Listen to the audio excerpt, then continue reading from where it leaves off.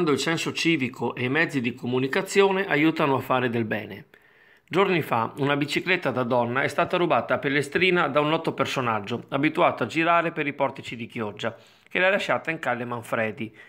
Un residente della calle, insospettito della presenza, ha provveduto a legare la bici con una catena e ha contattato Chioggia Azzurra, che ne ha postato la foto nella speranza che il proprietario potesse riconoscerla.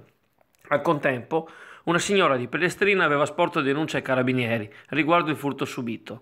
Incrociando i dati e le immagini, la legittima proprietaria è stata messa in contatto con colui che ha salvato la bici incatenandola, risolvendo così il caso. Grazie ai cittadini non distratti, questa donna ora possiede di nuovo la sua bicicletta.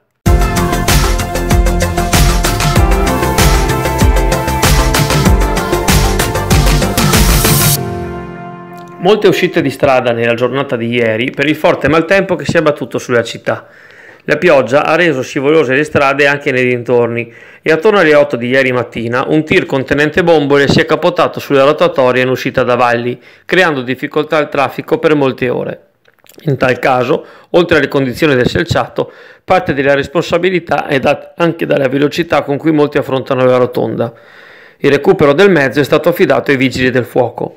Nella notte fra sabato e domenica, invece, una vettura di marca Alfa Romeo 147 è andata a sbattere contro un muretto alla fine del lungomare, travolgendo alcuni ostacoli in marmo e procurandosi ingenti danni al muso e alla fiancata, tanto che dovrà essere demolita. Subito nei network erano fiorite le voci che ipotizzavano eccessi di velocità oppure condizioni alterate del guidatore, ma l'uscita di strada è stata causata dalla rottura di parti meccaniche dell'auto che non ha più risposto ai comandi dei freni.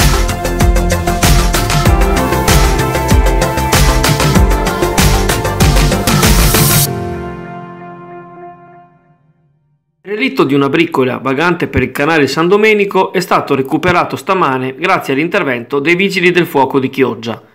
Non è certo il primo caso di briccole alla deriva nei canali della città e non si contano quelle provvisoriamente legate ad altre, fino alla definitiva consunzione anche di queste. Il problema degli ormeggi consumati, precari e disancorati viene periodicamente sollevato dalle associazioni dei pescatori, da più parti politiche e di recente è stato al centro del dialogo tra l'amministrazione comunale e il provveditorato alle opere pubbliche, già magistrato alle acque.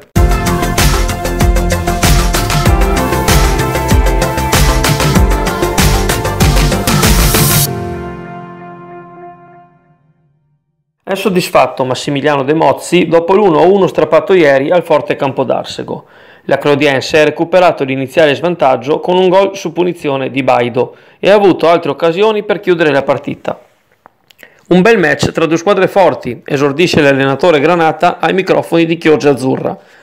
A volte hanno avuto la supremazia loro, a volte noi. La partita è stata condizionata nel primo tempo dalla pioggia e dal vento, che avevamo contro e che è poi sparito nella ripresa. De Mozzi assolve il giovane portiere Luppi. La rete del Campodarsego è stata una prodezza su calcio d'angolo. La palla poteva a parere addirittura finire nell'Usenzo. E invece si è abbassata improvvisamente e ha cambiato traiettoria. Spostandosi non poteva farci niente. I padovani hanno messo in campo tutta la loro esperienza e forza fisica, verticalizzando tanto.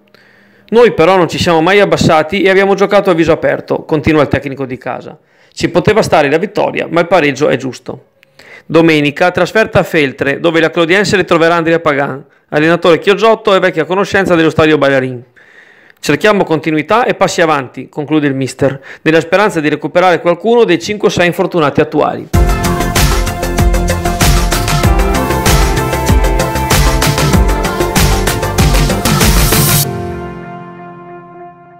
Torna in Veneto il titolo di campione d'Italia di pesca sportiva, specialità con canna da natante.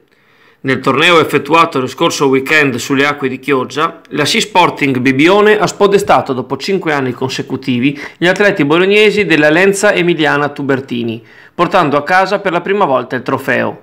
Oltre 3 quintali l'ammontare della pesca, che hanno consentito al capitano Marco Polignano di Pordenone e ai colleghi Alberto Benetazzo di Montegrotto con Dennis Petracco di Trieste, a bordo del catamarano Comfort, di prevalere sui favoriti e sugli spezzini del Golfo dei Poeti, arrivati terzi. Ora gli equipaggi si preparano al prossimo appuntamento, ovvero i mondiali per club che si terranno nel mare del Montenegro dal 1 al 10 ottobre. Vi parteciperanno 80 squadre di 16 nazioni per complessivi 400 pescatori sportivi.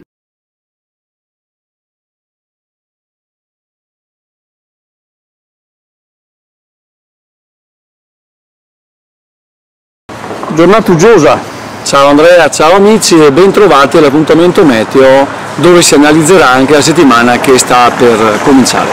Dunque situazione delicata nel senso che questo ciclone mediterraneo che si è ormai consumato sulle nostre zone apporterà per oggi e domani ancora della forte instabilità, specie in mattinata. Oggi risentiamo delle correnti da sud che porteranno ancora dei piovaschi e qualche temporale forse nella mattinata, un po' meglio nel pomeriggio, e domani mattina una ritornante dello stesso piovosa porterà ancora piovaschi temporali qua e là. Un miglioramento della situazione avverrà nel domani pomeriggio, quando un piccolo promontorio anticiclonico interesserà la nostra zona, garantendo solo per mercoledì e parzialmente giovedì mattina una situazione di benessere atmosferico.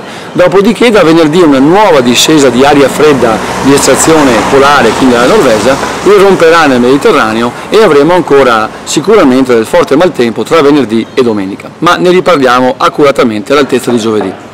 Per ciò che concerne questa situazione possiamo dare dei dati. Abbiamo avuto una situazione pluviometrica piuttosto interessante, tra i 55 e i 60 mm di pioggia caduta sulle nostre zone per metro quadrato, naturalmente non elevatissimo rispetto a ciò che è accaduto nel Tirreno, ma ovviamente lì il problema, come si è sempre detto, è da considerarsi nel mare troppo caldo in un'estate che è stata veramente deleteria. Consideriamo che a Livorno in 4 ore sono cadute la pioggia di circa 4 mesi e così a Roma.